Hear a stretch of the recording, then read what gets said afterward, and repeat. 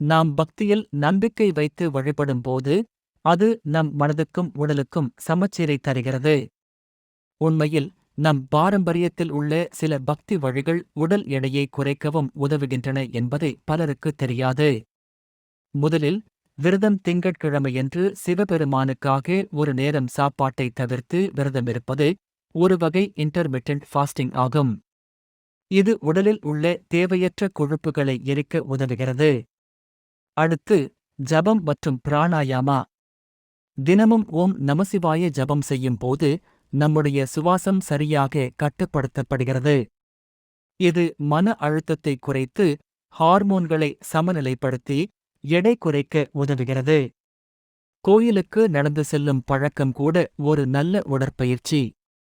காலை நேரத்தில் கோயிலுக்கு நடக்கச் செல்லும் போது அதுவே ஒரு நடக்க பயிற்சியாகும்.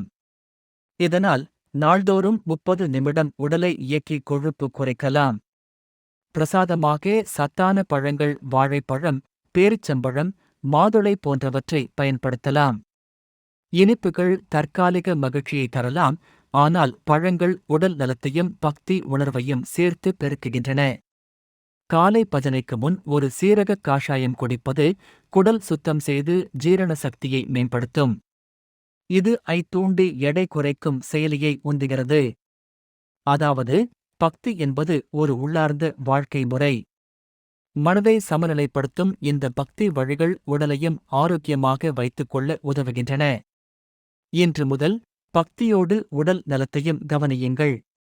நலம், சுபிக்ஷம், ஆனந்தம் உங்களை சேர்ந்ததாகும்.